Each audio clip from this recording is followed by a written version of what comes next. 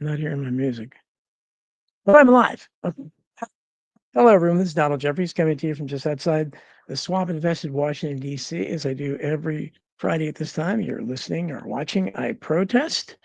Um, Great guest today, who I kind of discovered through my Substack. You never know sometimes who's commenting on um, your articles on Substack, and I've noticed her name several times there, and I realized she'd written a book. So Susan Daniels, has been a licensed investigator in Ohio for more than 30 years. She was hired to investigate Barack Obama in 2009 and uncovered that he had used a stolen Connecticut Social Security number since his mid-20s. I wrote a little bit about his Social Security number issues in my book, Hidden History. She filed a lawsuit in 2012 against the Ohio Secretary of State, John Husted, in an attempt to keep Obama off the presidential ballot. Husted didn't show up for the court hearing, and the judge dismissed the case. Husted was appointed by the governor to take J.D. Vance's Senate seat and will face Democrat Sherrod Brown for that seat. See, Brown, who had been on the state federal payroll for 42 payroll, was voted out of the Senate in 2024. Daniels wrote a book about her efforts to expose Obama for the grifter that he is, The Rubbish Hauler's Wife versus Barack Obama, a true story, which you can get on Amazon and I'm sure probably other online outlets. Susan Daniels, welcome to the show. Oh, thank you, Well, it's great to have you here. Again, I see your Donna. name comment. You kind of froze up there for a second. Oh, I'm sorry. No, it's your it was okay. Hopefully the connection. We always have connection issues on it. It's me, I'm sure, but yeah, I'm sure it is. yeah, no, they do all kinds of stuff with me. So it's great to have you. So tell us, before you so you were a private investigator before you discovered Obama's Social Oh, Security? yeah. I had been Okay. for 16 years. I had already been a private investigator, licensed by the state of Ohio, and still am today. So I was very familiar. The minute I saw, when I ran on a database, his name and the state of Illinois, and a social security number popped up, I instantly knew it was a phony because I had dealt with thousands of numbers before then. Right. Yeah, and that's in, I mean, if I remember, and he had how many Social Security numbers did he have? He seemed like he had several, didn't he? It wasn't just Well, one. you know what? An investigator in California came up with a long list, and I tried to, but he only had the first five numbers. All right. Okay. And he Yeah. probably had 20 different ones. I tried to complete them, and none of them were able to be completed except the Connecticut one. So while other people think he had a whole bunch of them, I'm not convinced that he did. I think he just had the Hawaiian one that he would have gotten at age 15 Right. and the one he started using in his mid 20s. And now he was never a resident of Connecticut, was he? I don't think he's ever even visited there. Yeah. So I mean, it's so as I said in my book, that the only way that could happen, I think, would be either you're some kind of criminal enterprise or Yeah. you're some kind of government asset. What other explanation could there be? Well, he was a government asset. His whole Mhm. family worked for the CIA, and he worked for them at the Business International Corporation in 84, 85. The whole family is tied in. And he would have, and John Brennan would have been involved. It was when Brennan was working as an analyst that the all of Obama's passport information and his mother's disappeared from the State Department. Isn't that something? Yeah, that's so you were already a private investigator, but you become involved in this. I mean, did you? I'm guessing, like most of us, you probably weren't an Obama supporter, so maybe you had an idea. I mean, did you? Were you? Was there a political reason for why you decided? Well, I got to look into this guy, or how did you hear about the Social Like, Security number issue? yeah, I didn't like him because I saw the snake oil salesman in him Mhm. from the start. So I didn't like him. Um, But then I think it was in April or May of 2009, he was already in office when somebody contacted me and said, I'd like you to do a background on him. And I said, there's not going to be anything. He's already inaugurated. Well, I said, okay, for $1, I'll try. Which is what the agreement was. And I have these proprietary date, which means I can access a lot of things that ordinary people could not do. And I immediately found, to my astonishment, a phony social security number. Well, then what I did is I ran the number, and he was at all the addresses in Massachusetts. It even had him at the White House. It had him everywhere with that number and only that number. I was never able to find out what his original number was. Yeah, that's good. Again, just people understand that. Try getting a social security number, in a state that you're not a resident. I mean, I don't see an innocent explanation for that, and that's why people. There is none. They never. The trouble with Obama's people is they always thought they were outthinking everybody else. I mean, we know what a disaster that phony birth certificate was. They did a terrible job with that, including, having his race as African, which is not a race at all. His alleged fathers, who I don't believe was his father at all. But no, it was crazy. Somebody decided that they could pick out this number and use it. And what difference would it make? They would never dream that, 20 some years later, 30 years later, somebody in Chardon, Ohio was going to find out that was the wrong number for him to have.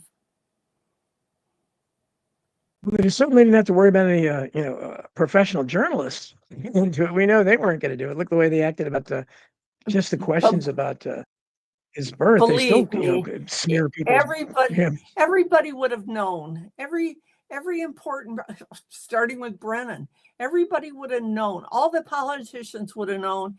And then I contacted no less than a dozen in 2012 and sent them documents proving I And did you? I mean, obviously you probably already knew was right that we don't have a free press. So I guess did you try to interest any of the local media or anything in this? Or was that even? Please, everybody! I tried to get into a prosecutor here in my county, and they ignored me, even though I had documents showing he was crooked. No, I have not endeared myself to a lot of people, so I'm pretty much ignored. But imagine, but before this, what did you have a reputation as a rabble rouser before that? People think you were some kind of conspiracy theorist wacko before this? No, I don't believe so. I had and still have an excellent reputation as an investigator. I never say anything unless I can back it up. It's very important to me to keep my license, and it's me. I could be in trouble. I can't make a living. Sure. Well, this probably was your, I guess, I don't know if you call it a case, because I imagine, what private investigator, when I hear that, other than when you watch on television and stuff, all the shows they used to have, they don't have many of those anymore. But they were obviously popular for decades, or tons of them. But and none of them were real. I was going to ask you, were any of them that remotely? You mean 77 Sunset Strip wasn't real? I was watching reruns of that show. Yeah, I hate to disappoint you. No, no, you can't. I can't go on my computer and look at people's bank accounts. I can't go on my computer and look up people's phone records. No, none of that's legal. If I want to go to jail, I could try, but no. Now, what do you do? Just follow them? Likely, I mean, do you get lots of I get the impression, going back to, I guess, Sam Spade or whatever, that, it's people want to check up on their spouses to see if they're cheating. I would imagine that's a lot of it. I don't do, yeah, I don't do that kind of work. And I did some originally, and I that's that's not good work, and I'll tell you why. No matter what you do, somebody ends up unhappy with you, Yes. and they think you haven't done enough. And they, Yeah. and I tell them, I mean, I still get calls to this day from people saying, I think my husband's cheating, I think my wife is cheating. And you know what I tell them? I said, if you think they are, they are. Don't hire me. Don't spend any money with me. Save your Hmm. money because you're going to need it after the divorce. And they don't like to hear that, but they know I'm right. So you're still, so are you still doing, like, somebody calls you, you still get on cases? Oh yeah, I was doing something earlier today. Yeah, as a matter of fact, it's been slow for a couple of years, but the last month and a half, I have been regularly busy. And it's like one case is a guy from had a client. He was a financial guy. He had a client who was considering buying another company and wanted me to look into the people from the other company. I find missing errors. I do backgrounds on a lot of people, and just to see what they're up to. Um, I used to do a lot of surveillance work. I did it for years with another investigator, but it's the most arduous work you can do. You have no idea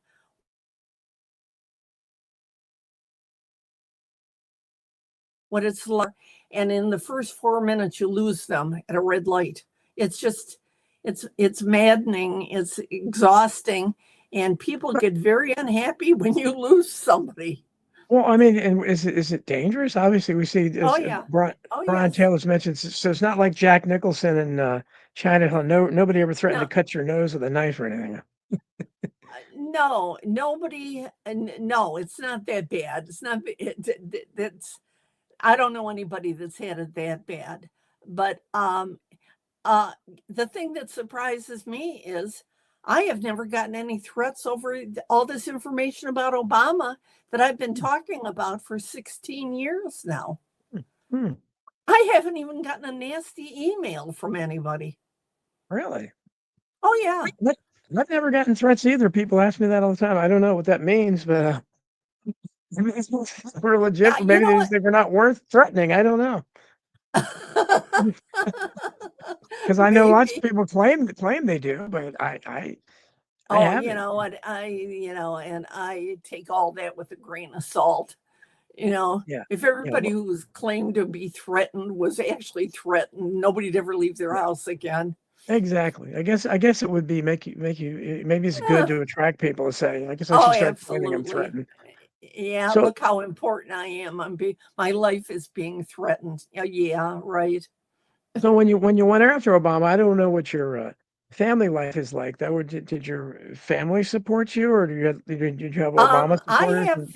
have I have 7 children, 7 adult Oh, children. wow. Well, And in fact, I talk about it a lot in the beginning of my book because I was widowed at the age of 30 with 7 children. oh, And my oh, I think, my yeah, hu- you wrote about that. Oh, that's terrible. Oh, gosh, yeah. yeah, my husband was a rubbish hauler. That's the name of the book. Hmm. And my children are totally indifferent. They they don't even read my Substack columns. No, nobody in my family's ever. I don't think they've ever read any of my books. I don't think anybody in my family has. Not one. Do you do you know that that's everybody I know that I've asked, that people who have done some really good things, like Yeah, Bill Marshall at Judicial Watch is a friend of mine. And I yeah, said to him, Bill, do your kids appreciate it? He said they have no interest whatsoever. You know, yeah. No, Jack it is. Cantrell said the same thing about his daughters. No, they don't read Oh his yeah, I books. think I've had Jack on my show a couple times. Yeah, and he's yeah. Everybody I've talked to, I'm talking about even really big. Who was I talking to? Paul Peterson I had on my show that was played on the Donna Reed show years ago. When I was writing my book Oh, about yeah, yeah. showbiz, yeah, and he started out a minor consideration, for child actors, and he uh, he basically said, yeah, it's his father was jealous of him, because he got tired of being introduced as Paul Peterson's dad, and I've got Paul Lamont, who is I'd love to get on the show, but he didn't do interviews. He starred in American Graffiti as Milner, who was the cool character that the character Fonzie was based on for Ah, Happy Days. And he was a big actor for a while, but he's kind of fizzled out, probably mostly because he was investigating the JFK and RFK assassinations on the side. So that didn't help his career. But he he told me how his mother never said anything to him about his acting, except one time she said, "Why did you make that face in some scene or something?" It's the only comment she ever made on his acting, and his stepfather used to kind of derisively refer to him, "Oh, here comes the star," So I think people that are way more renowned than us. I read an article about Mick Jagger's daughter, one of his many kids, who got really incensed when he was dancing. Because obviously he's still a great dancer, and she got all upset that he wanted to dance at her party or something. It's yeah. embarrassing, Dad, just like anybody else. So I guess, yeah, it's, I don't know, you have to get your gratification. But I'm sure lots of other people have liked what you've done. So what was the response when you tried? And what did you think when, did you get a little scared when the woman who verified Obama's ridiculous alleged birth certificate was the only fatality in that plane crash and Donald Trump tweeted about it? Didn't surprise me at all. Yeah. That was that was the softest landing I ever saw. And Hmm. then I saw her paddling around just fine. And then somebody in her office said, "Well, I was holding her hand and then she just floated away." And I thought, you really think we're idiots? Who's going to be holding somebody's hand and let them float away? Now, Yeah. Loretta Fuddy Yes. saved him. The birth certificate was not even inserted into the book in the Board of Health until 2008 when Yeah. it was made. I don't think he's got a birth certificate. I don't think he can find one. He went to on October 23rd, 2007, he made a trip to Hawaii, and it was allegedly to see his grandmother who was dying of cancer. Well, what he really went for was to meet with the Board of Elections, because they were refusing to put his name on the ballot because he had never proven that he was a citizen, and Hmm. he couldn't. So what they did is Brian Schatz, who eventually was appointed a senator to pay him back for what he did, and Pelosi, what they did is, it was so corrupt. I still can't believe they got away with it. They changed the certificate of nomination, which always says that they are qualified under the Constitution. Obama said he was duly nominated by the Democratic Party, and they got away with that. And the director of the Board of Health, the director of Board of Elections, was probably smart enough to let it go live, and Loretta Fuddy is not. That, when Loretta Fuddy's very strange death, that was and Donald Trump tweeting about it. That was what first drew my attention to him, because he hadn't started running for president yet. And I thought, wow, because I thought, that's, maybe there's something to this guy. Because I thought, because he was doing that constantly. But then, as you know, I guess by the time he became president, he held that press conference and said Barack Obama was born in America, period, or something like that, which It repudiated wasn't. everything he'd ever said. It was ridiculous.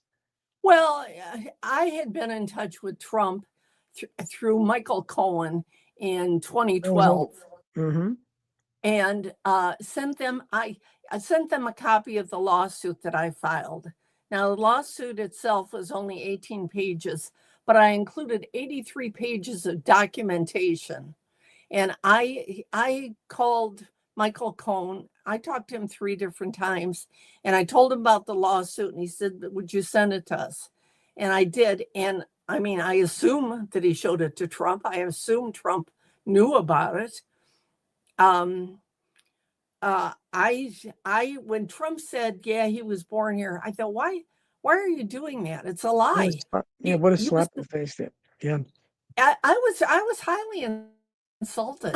I take it personally when people challenge me when I have the documents to prove it. Yeah. I mean, it was just so, I mean, he's done so many things like that, but that was one of the many things. And um, Karen in the chat, who is I've learned is lick you all over 25 cents, which I got to know the story behind that name, Karen. That's it's a provocative name, and I remember it because whenever I see you, that's one of the most unusual names. Said, I believe you recently appeared on John B. Wells' Caravan to Midnight. Have you? I Have you? did. I did, and I was amazed because book sales have been really slow. And after I was on his show, I sold a whole bunch of books the next couple of days. I think like Did you? 37 or something. Yeah, I was on his show several times. Well, I haven't been on for a while though, but yeah, he's got a big audience. And if you can get on Coast to Coast, have you been on Coast to Coast yet? No. You'll really you'll see the book sales then. That's the only show I know when I'm on that I always see book sales go up. The rest of them, well, Infowars, I was on there a couple of times, but that's much harder to get on. Good to see Jason Barker. I saw you over in the Rumble chat as well. He went on there. Jason has a podcast, and he said his wife has never watched a single show of his. Well, I think my wife has watched the little one, Cindy Brady. Like Susan Olsen was on a couple times. Maybe had an interest a little bit. That nobody watches my show. Actually, my son does, but nobody else. They have no zero interest in it. They don't read anything I write, so I have to be I have to be consoled by hearing from people that all over the world that it's great stuff. But it would be nice though to have your family, say Oh, something. I'm sure. I Yeah, would really like it if my kids cared, but what are you yeah. going to do? They're all adults. They're all in Hmm. their, if 50s and early 60s. What am I going to force them to read it? Force them to like what I do? You Wow. know, Well, you look like you're not much older than that yourself, Susan. That's amazing. You got kids in your early 60s. I do. When my book, that cover is me in 1971. I was 50 or I was 30 Oh, years old there. I'm oh, wow. 84. Yeah, Oh, I'm geez. 80. Wait. Well, you're holding up well. You look really good. I wonder how old that picture was. I thought maybe it was taken at the time the book was published or something. I had no Oh idea, but I know no, you. no, no, no. That was me when I was widowed. So you had 7 kids by the time you were 30. And they were 9 years. I had 7 children. Oh boy, you had the stair step. My sister had 6 kids, and we used to call them the stair steps. They one Oh after the other. yeah, and that's exactly how mine were. And I'm it really, I mean, it was very, very hard when my husband died because he he died at the age of 37 without a will. He had a Mhm. very good business going, a very good rubbish company going in Cleveland. But he died without a will, and the lawyers kept it in probate court for 7.5 years. Well, I tried to figure out how to keep my kids fed. Did you, I mean, maybe I got it wrong. Was there something suspicious about his death? It had to do with the rubbish business. It was Yes, I mean, he was killed by a well-known Cleveland gangster named Danny Green. oh, that's suspicious. Well, that's terrible. So I guess the mob was involved in that stuff. Well, it's because he wouldn't play their games. Hmm. Boy, you've had quite a life. Tell me a little bit about that. I mean, did you realize it? I mean, you're a widow with 7 kids, 30 years old, obviously overwhelmed as anybody would be in that situation. Did he have like an insurance policy or anything? He No. had, it turned out, oh, he had $1.5 million Keyman insurance policy for the business. But it Hmm. turned out that he had that I didn't know about, a $15,000 one for me. And what I did is, knowing that I had to figure out a way to get the kids fed, somebody helped me buy a coin operated laundromat.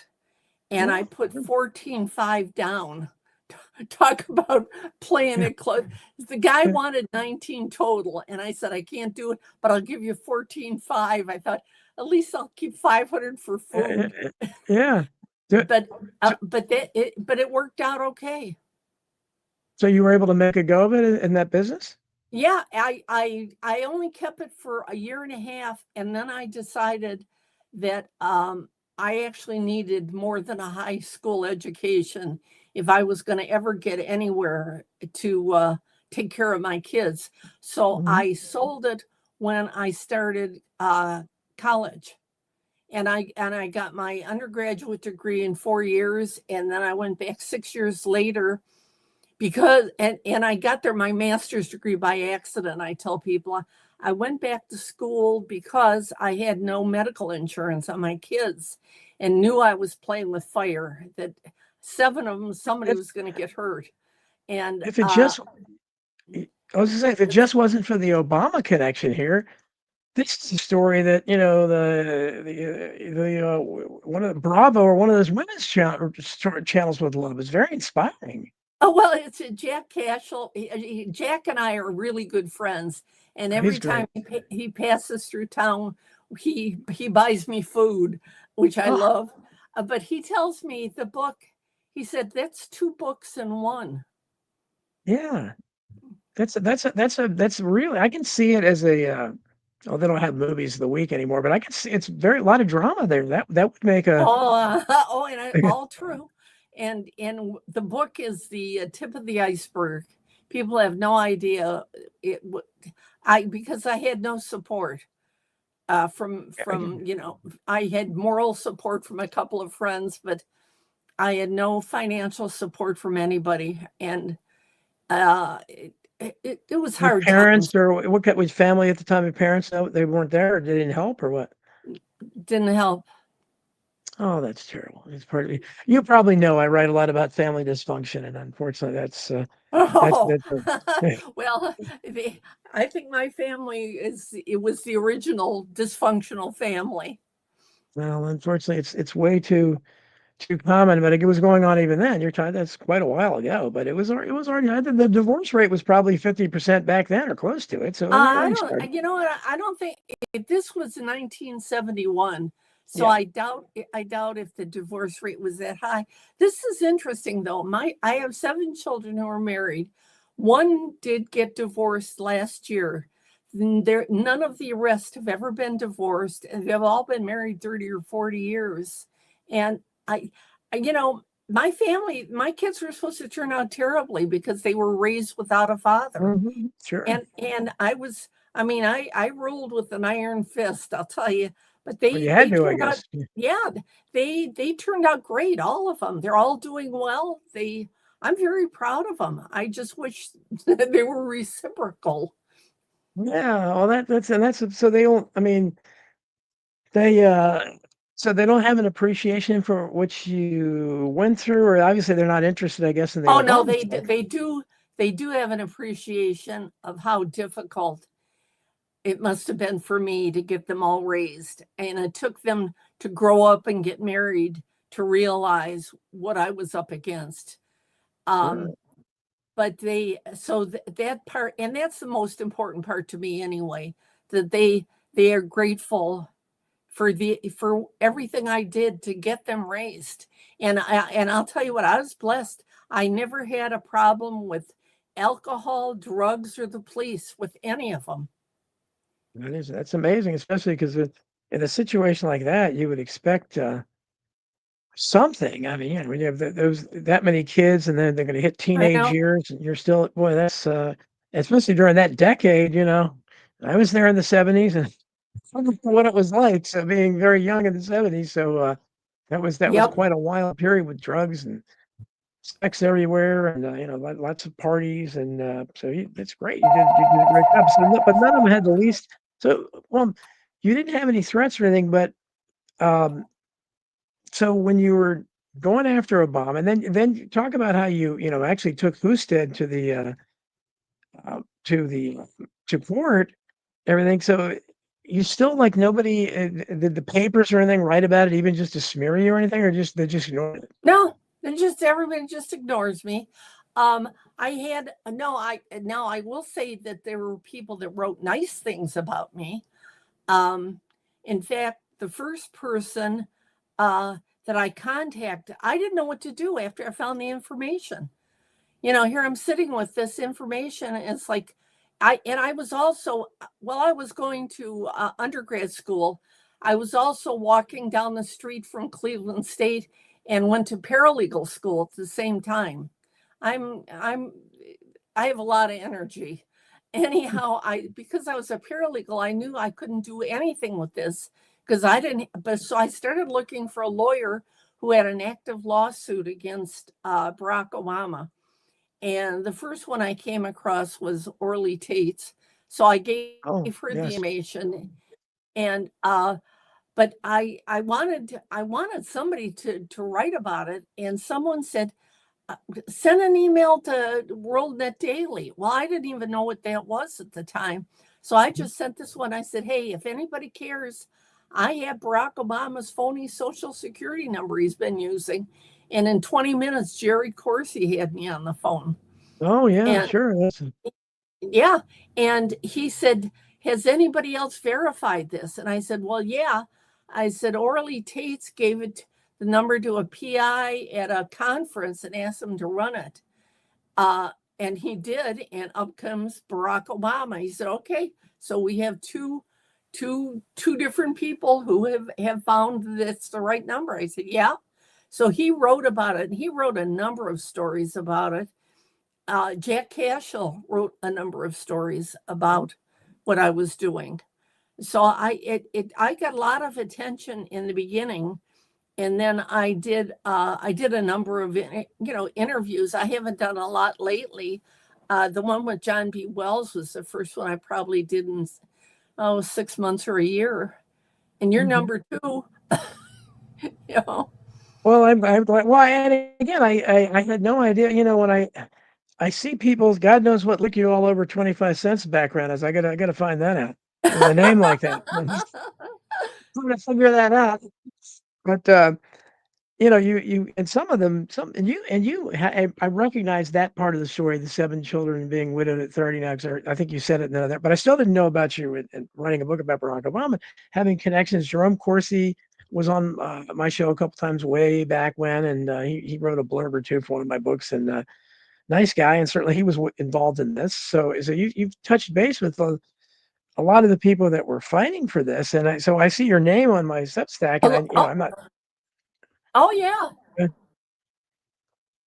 Yeah, so how was Oh Corsi? yeah. So Well, Corsi treated you well?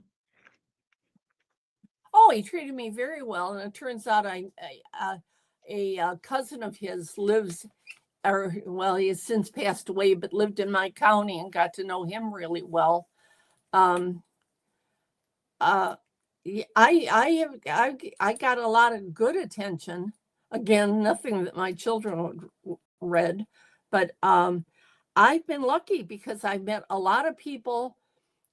Joel Gilbert is Oh, a yeah, friend of sure, mine. In sure. fact, Joel Gilbert designed my book cover. Um, Fantastic. Boy, Susan, you're so yeah, he was on my show once. I think, but Joel Gilbert's a big name. He's been on a lot of stuff. Yeah. oh yeah, I talked to him earlier today. Uh, Oh, cool. he's working on something, and I'm trying to help.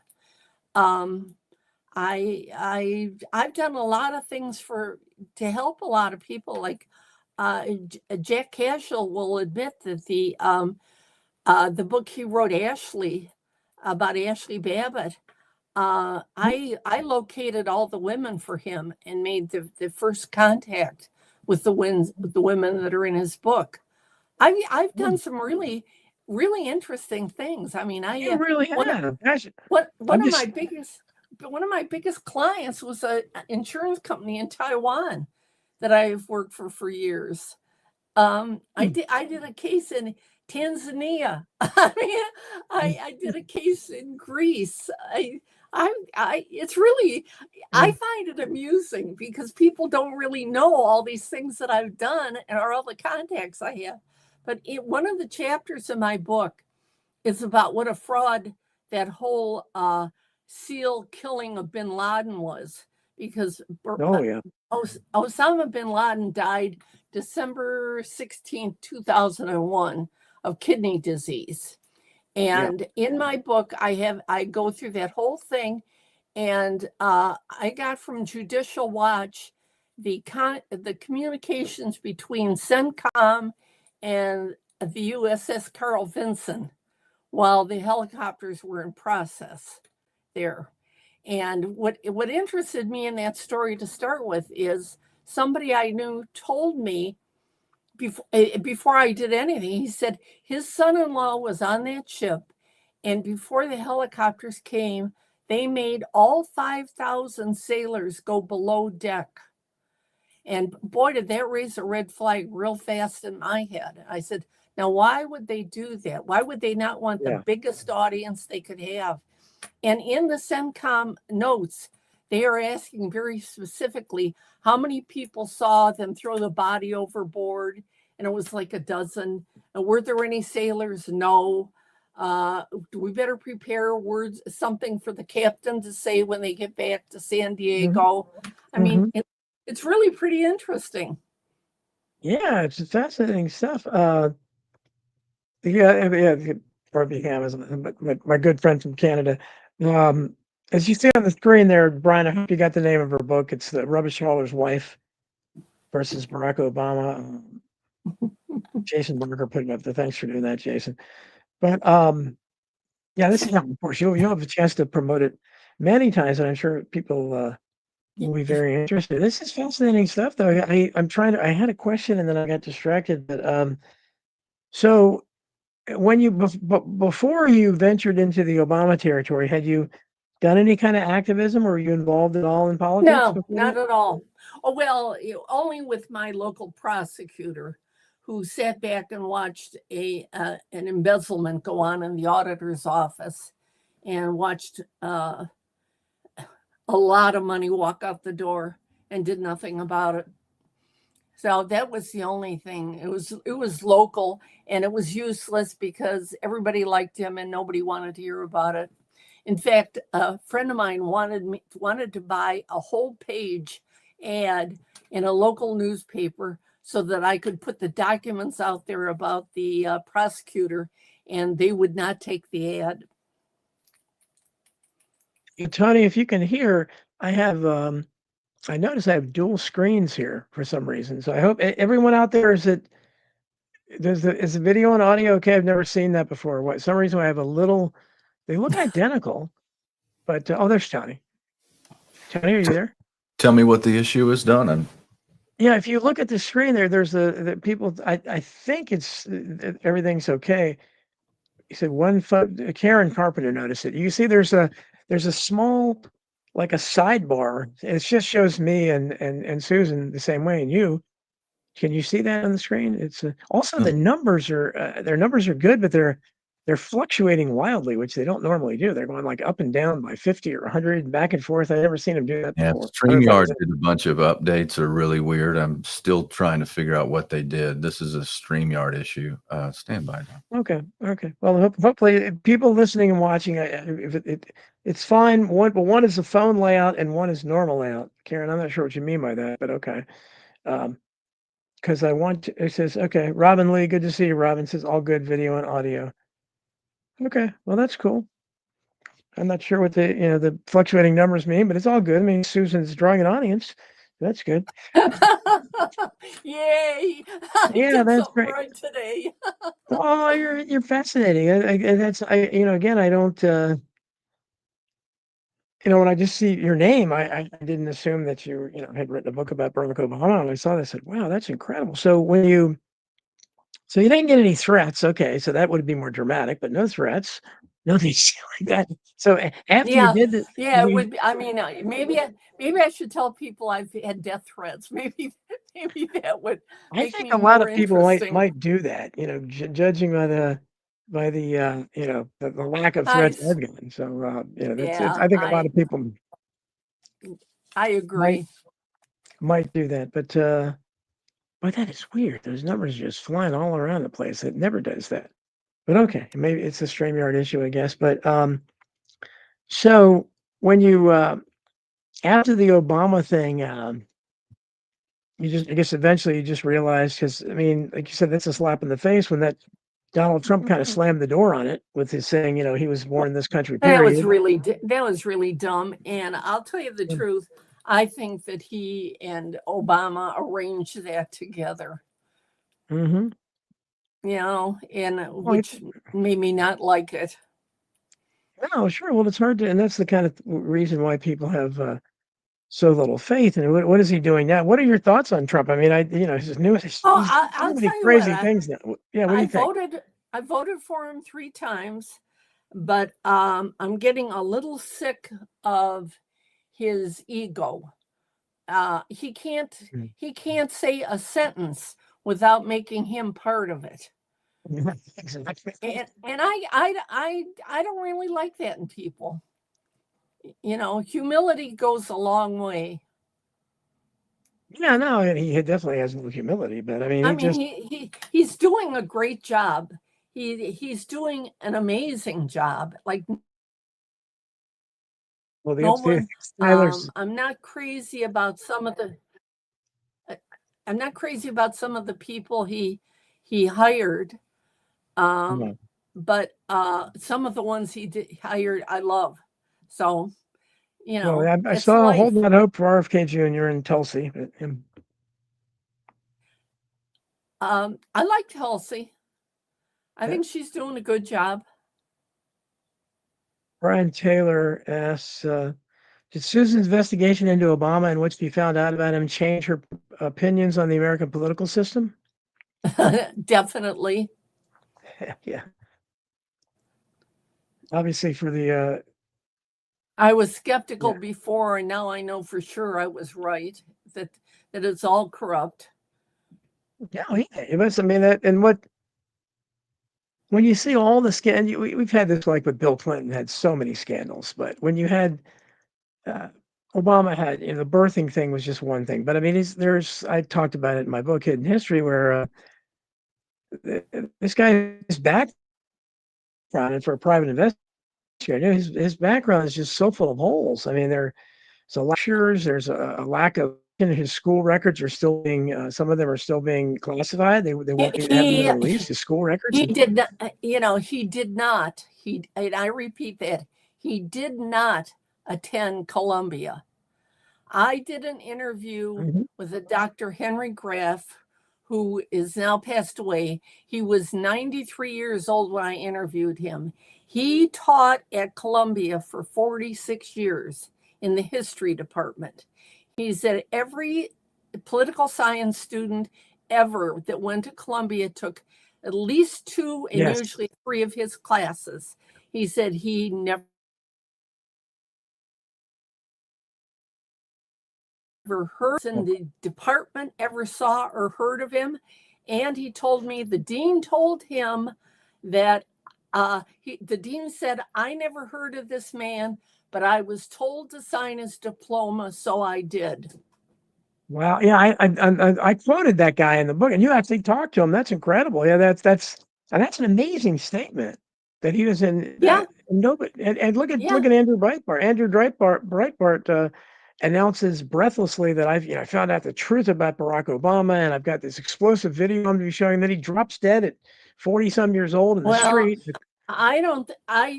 I don't think he dropped dead, and I'll tell you why.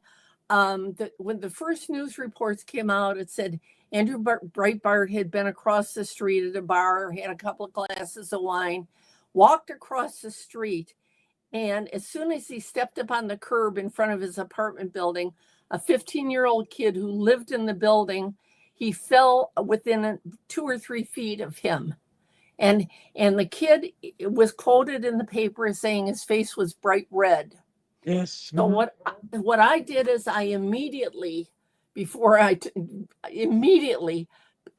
looked up and found the phone number for the family, got hold of the father of this 15-year-old, and I told him who I was, what I do for a living, and I said, I wonder if I could talk to your son. All I want to do is verify what they put in the paper was what he actually said.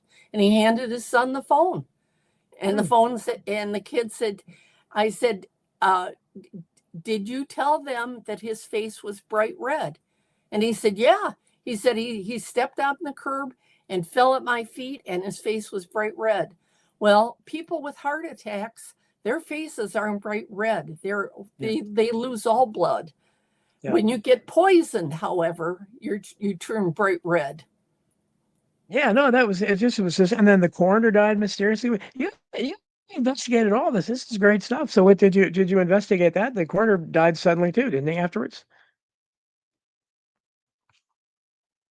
But what got me is when Breitbart, when his people eventually showed the video. See, Breitbart oversold what he had, and that's what I think caused his death. With the video that they showed was Obama at Harvard introducing a communist teacher. Yes, yes. It was. That was I don't it. think that was. I don't think that was the video he was referring to. That couldn't have been. That was nothing special about that. I think that was, because why would they not have shown what the real one was if there was another one? I think he oversold. Well, it's possible he did that, but I mean, I guess you were somehow your connection. I lost your connection with it, but the coroner died strangely too, right? In Breitbart's case. Yeah, I think I remember reading that, but I never looked into it. Especially it's very difficult to get information from some places, and yeah, I always know when don't even bother. Well, we have a normie in the house. Well, get anybody wandering in here that isn't a conspiracy guy. Peter Moletsky is saying all the conspiracies being quoted here are easily confirmed false. I don't know what conspiracies are being quoted. These are not conspiracies. These are information. This is information. This is absolute documented truth. All of it. Yeah. Yeah. Don't be so willfully ignorant in order to justify your own prejudices. I mean, I thought he had more than that, but the fact he had at least one social security number in a state he never lived in, which is you're not supposed to be able to get, tells you something. That's not a conspiracy theory. Explain it. Now, what people don't understand is until the Obama administration changed it to randomization in June of 2011, Social Securities starting in 1936 were assigned by the address you lived at when you applied for them. And that's where it was sent to. Sure. And Obama would have had to have been living in Connecticut. And I can tell you the exact day that number was issued. It was March 28, 1977. And at that time, Obama was 15 and in high school in Hawaii. Right. So I don't know what's going on. Tony, maybe they made some. StreamYard imported some trolls. Bill Moore in here. Oh my! Look, you can get help for what is in your mind because it is such nonsense. Well, then why are you even here? If I'm just discussing nonsense all the time. All you have to do is talk to the students who went to Columbia with Obama conspiracy theories. Well, you had a professor there, and he said he never saw him come through there. So maybe you can produce some of those students. I don't know who they are, but people here.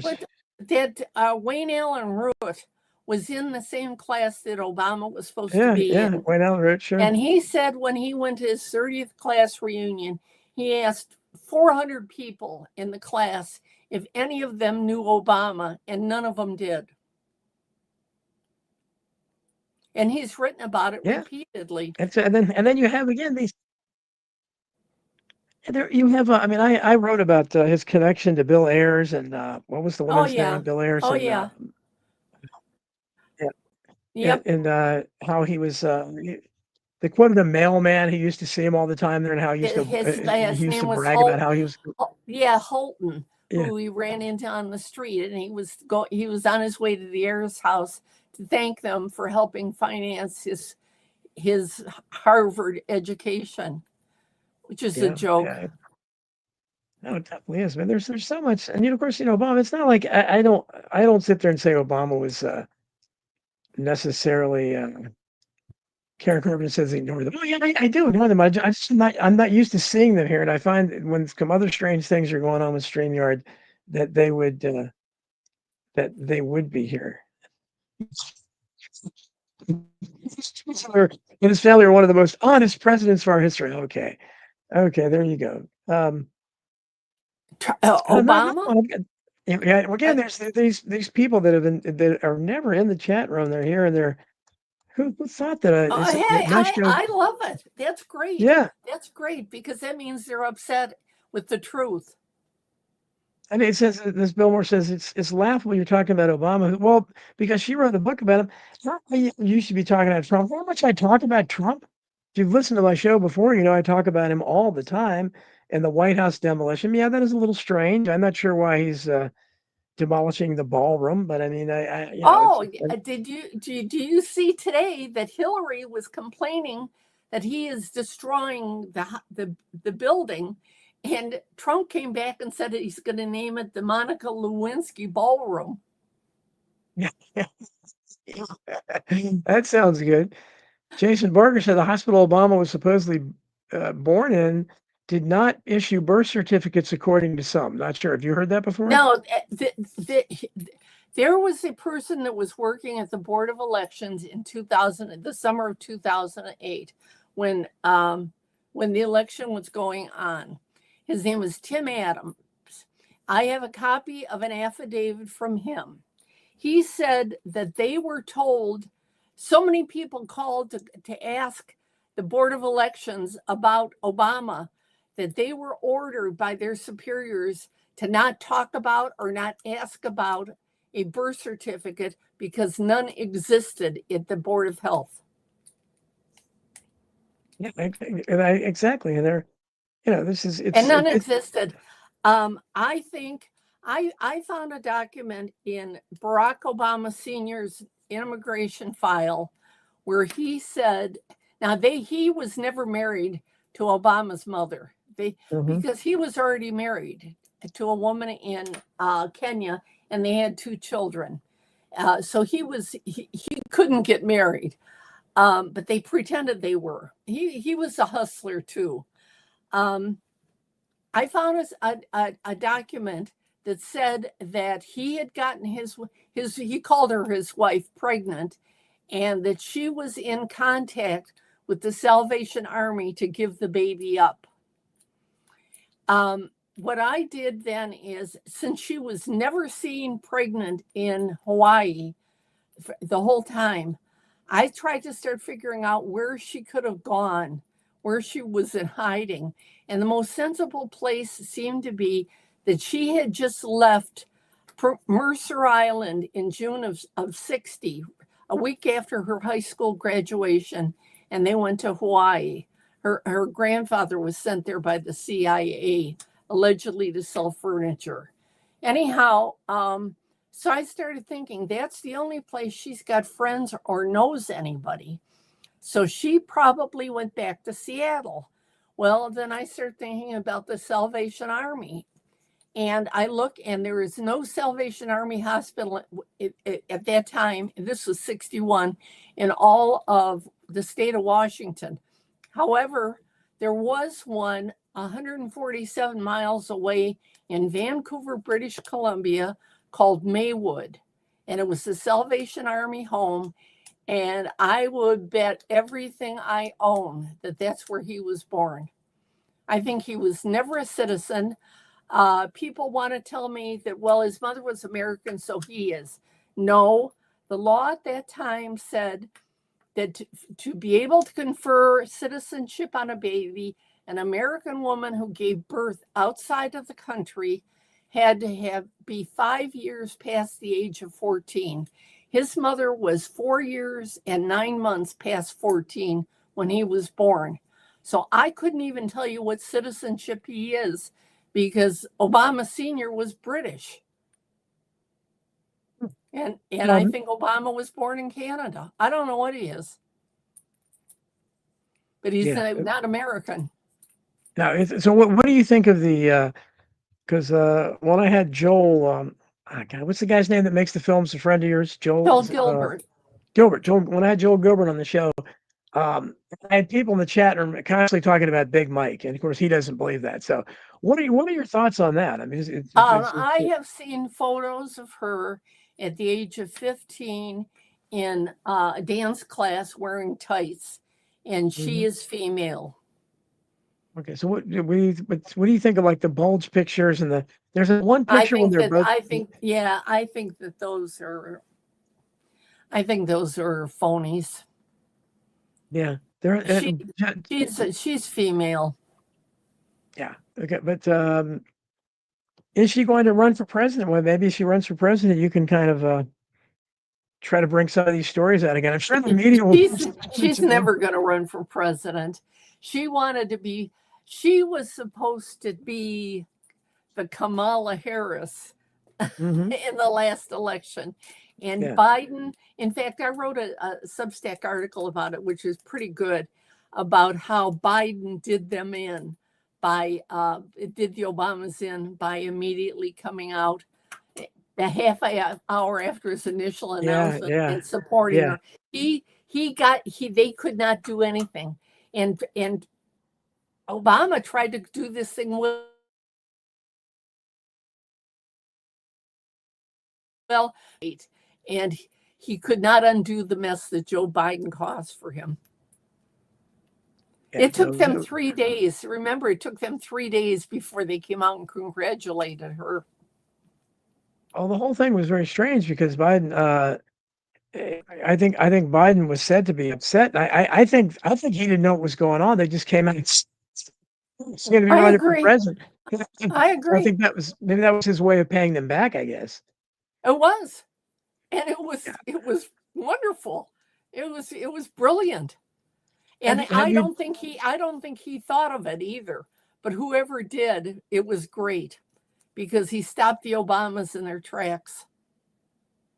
what do you think of have you done any investigating on what I think is again still a big issue here, the Epstein files, which we're told don't exist now. What are your thoughts on that?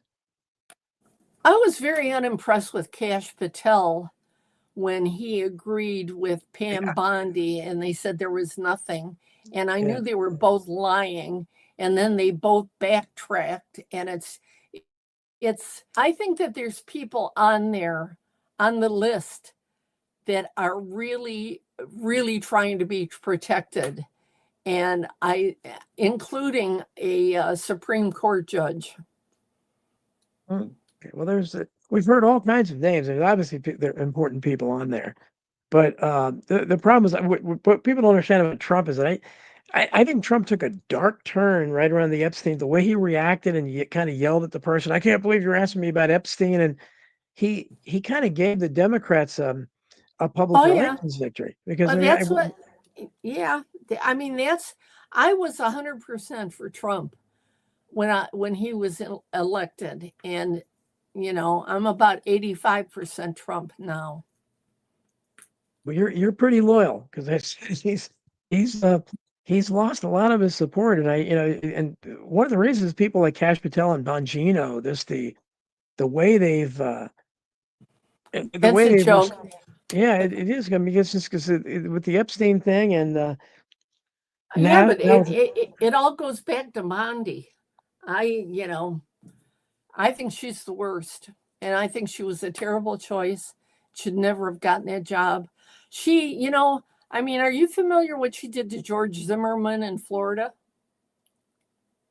oh yeah, she pushed for that, right? She was the one who wanted to Yeah, investigate. yeah. There were 2 investigations that showed George Zimmerman did not kill. Was fighting in self-defense with Trayvon Martin, and Yeah. was cleared. And then Al Sharpton started leaning on Pam Bondi, and she folded. She folded and didn't charge George Zimmerman, whose life she has absolutely ruined. I've talked to George Zimmerman, and he's So to just the everybody. nicest guy. Yeah. What did he have to say? He just yeah, how difficult life has been. I bet. You know, That's amazing. he had to move. His whole family had to move. Everybody. Now, when he says his life was threatened, you can believe that for sure. I would think so, yeah. What about He, the Charlie Kirk thing? Have you looked into that at all? no, I haven't, but I don't believe the official story either. because Well, I'm so sick of the lies. I can't even tell you. I mean, we're lied to about everything. Yeah. I'm sick of it. You know, Yeah. You could, there's no reason for tell the truth. The truth's going to come out eventually and make everybody look like a fool. Just tell the truth. and when Kash Patel comes out recently, he said so many stupid things, but he came out Oh, and he basically said if you disagree with the Charlie Kirk thing, you're a conspiracy theorist and you're anarchist. You call people anarchists. Like what? What are you I know. talking? Just I think that Kash Patel is probably a very nice man who is able to have that job. I think he's always wide-eyed, looking like he doesn't know what he's doing. yeah, And he I'm looks like a deer sorry in the that headlights. Trump put him in that position. I mean, Trump made some great choices like Bissent and Lutnick. There's some he picked some great people, but boy, he really fell down with Patel and Bondi, and I'm not particularly fond of Noam either. Yeah, she's kind of I mean, I could do without those three. I could like to see those three replaced tomorrow. you know, Not that nobody cares what I think, but that's what I think.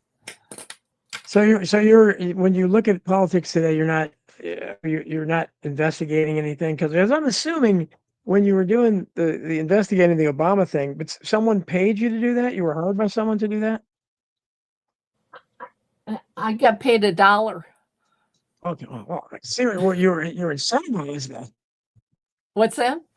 Like, so you were incentivized for a whole dollar, huh? Uh, you know what? I didn't think I could do it, and I said, "All right, I'll tell you what, I'll do it for $1." And then I had a commitment, so I had to stick with it.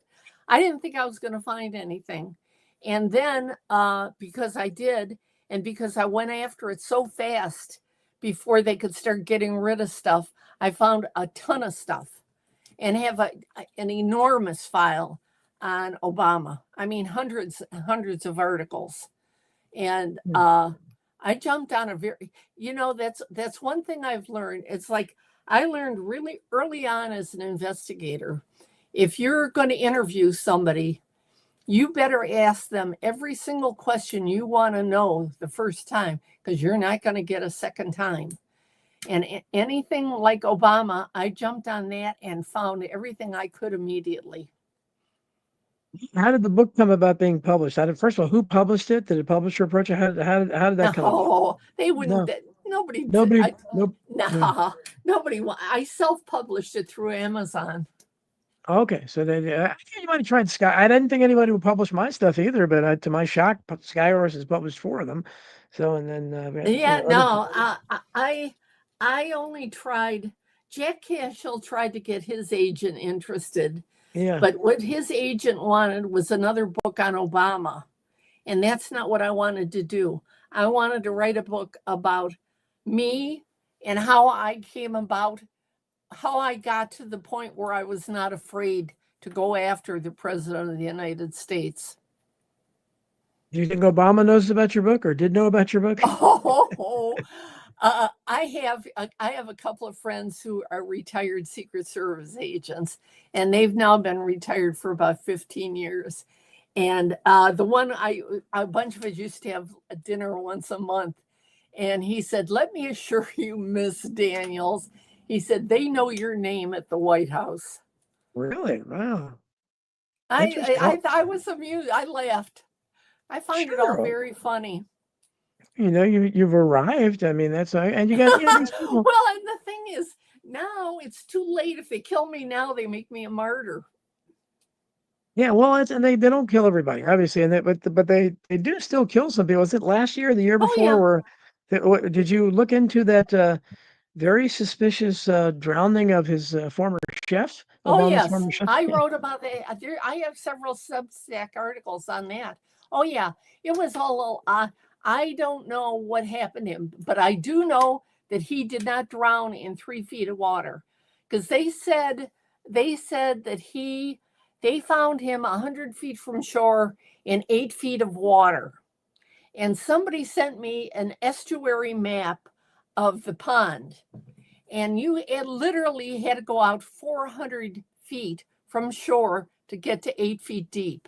At 100 feet from shore, where they found his body, it was 3 feet deep. And in my article, the last sentence was, he could have saved his own life by sitting up. I thought it was very interesting that 2 days later, 2 days after the drowning, that Obama shows up to play for golf with a black eye. I don't know if you remember that.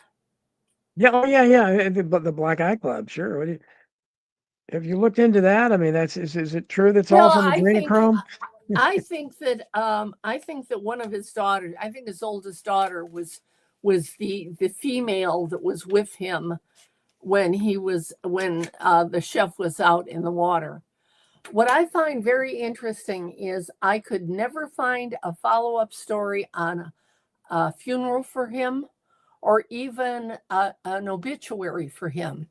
I did try to call his wife in Virginia, and she never responded.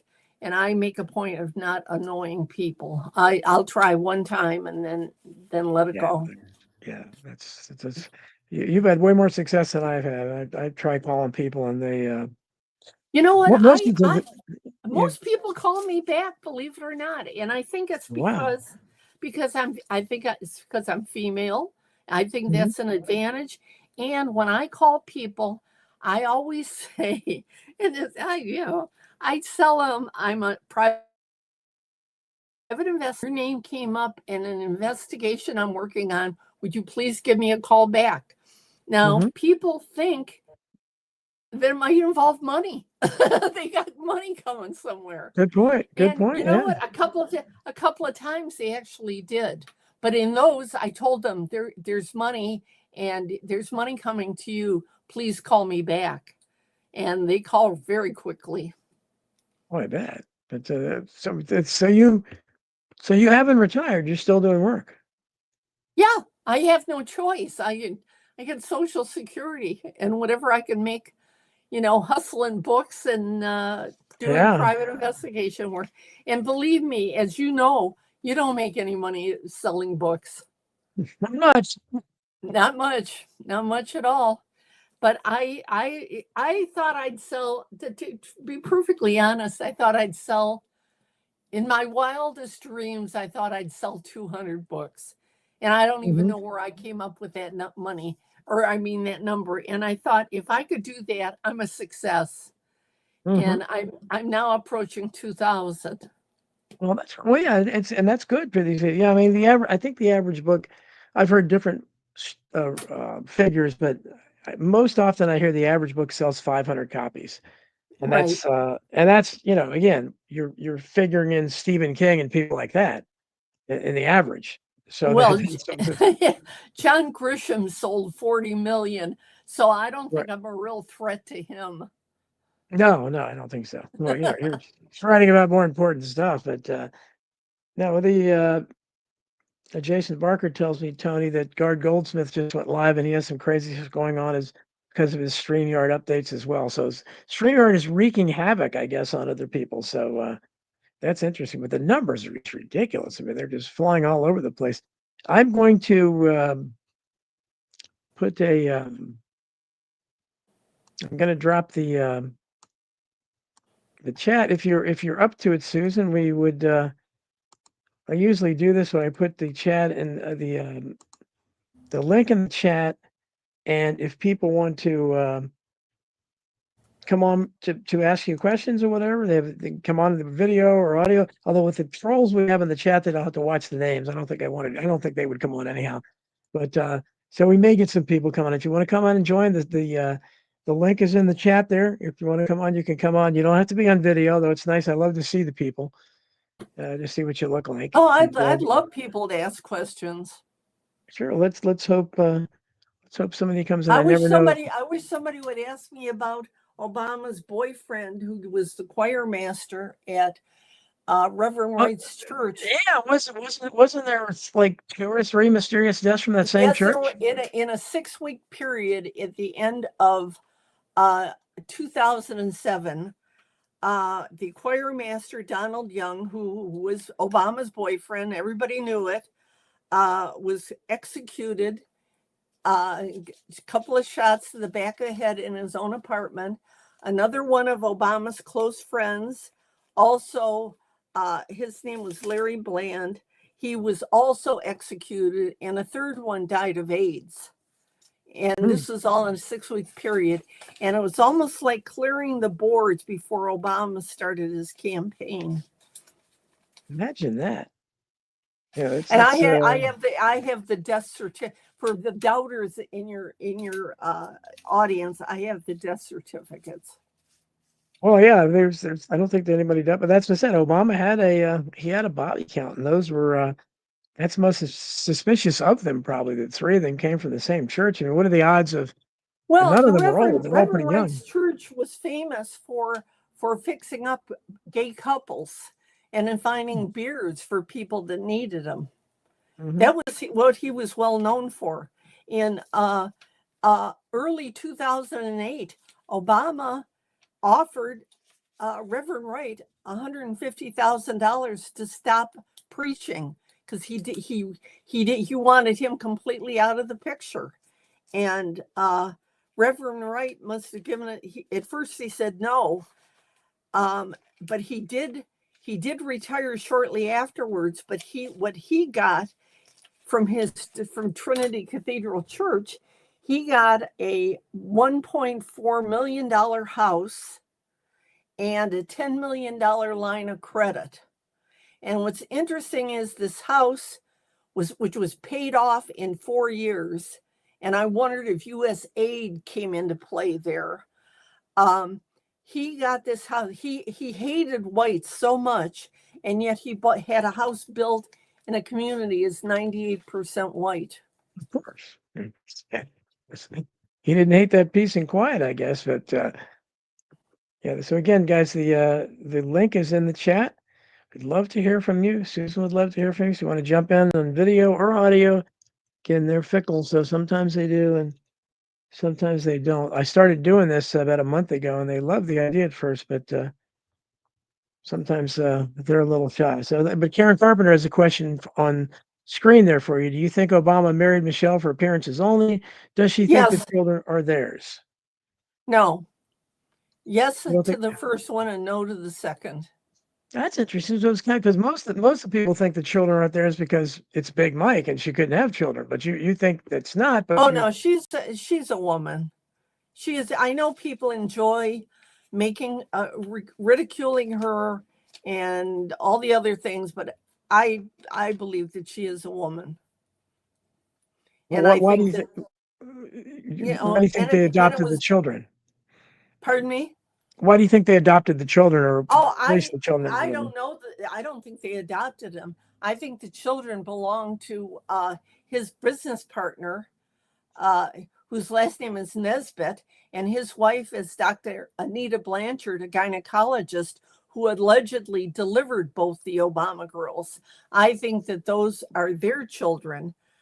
They have 5 more of their own, but I think that those 2 girls look exactly like, I think it's Dennis Nesbitt and Anita Blanchard. I think that's who the real parents are. And every time they went to Hawaii on a vacation, every vacation they took, they were all together.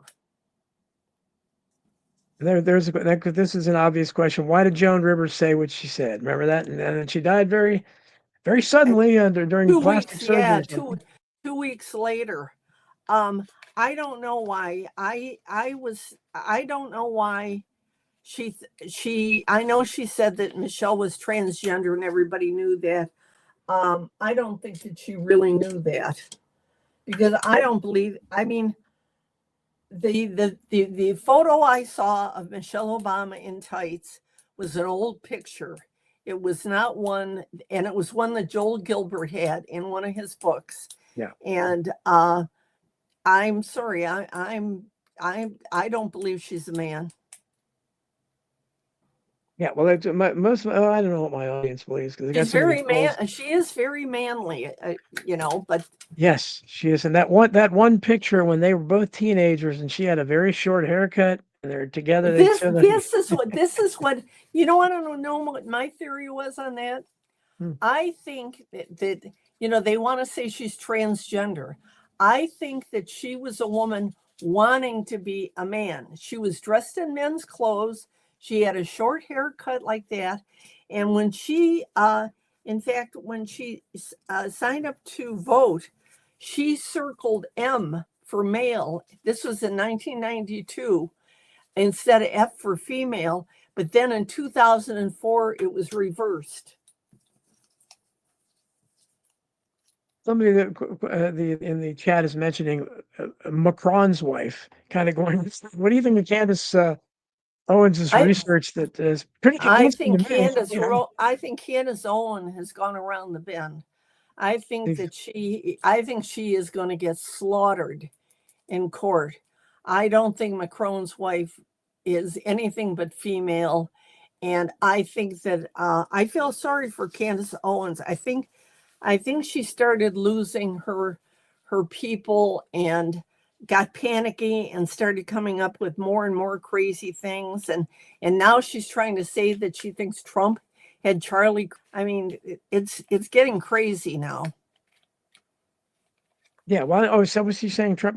Well, she's done a good job looking into Charlie Kirk's assassination, and she has those texts, the last texts of Charlie Kirk, which assume they're real. I mean, there's a lot of interesting things there, and you said the official story makes no sense at all. None, I mean, none at all, ridiculous. none at all. And she had not a single document to prove her claims about Macron's wife. Yeah. That's well. He has not looked at just the fact that even if he is a she, wouldn't it have been, I don't know, inappropriate at least, because she was his teacher. I think. Yeah, she's what 26 years older than him. Yeah, so I think he was 16. Yeah, she was 32 when he was 14 or 15 when she met him in school. Yeah, it's a little odd. Very odd, yeah. Yeah, Jeannie Poole says Macron's wife was a child abuser, pedophile. Wasn't that enough? How do we know that? Well, I mean, it's assuming they had some kind of relationship when he was a student. Yeah, but I don't think that there was ever any involvement until he was much older. I think I read somewhere that he was in his 20s. Yeah, it's an odd choice, though, however you look at it, because this guy's a world leader, and yeah, she just met him when he was young, but I don't think they got involved till much later. No, yeah, because somebody in the chat, Jeannie, is saying she was involved at age 14. I guess she knew him. I don't know. She knew him, but they were not involved. Yeah, people ultimately it's kind of irrelevant. Yeah, it would be you could. They make leaps. They'll hear a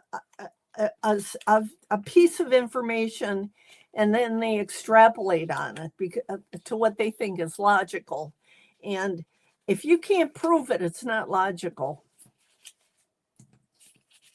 Yeah, I mean it's because however you look at it, it's an odd choice for you don't see world leaders marry women that are 26 years older than them. I don't think there's ever a case out there at all of that. And even if he did it first, but at some point these guys divorce and they want trophy wives and stuff. It's very.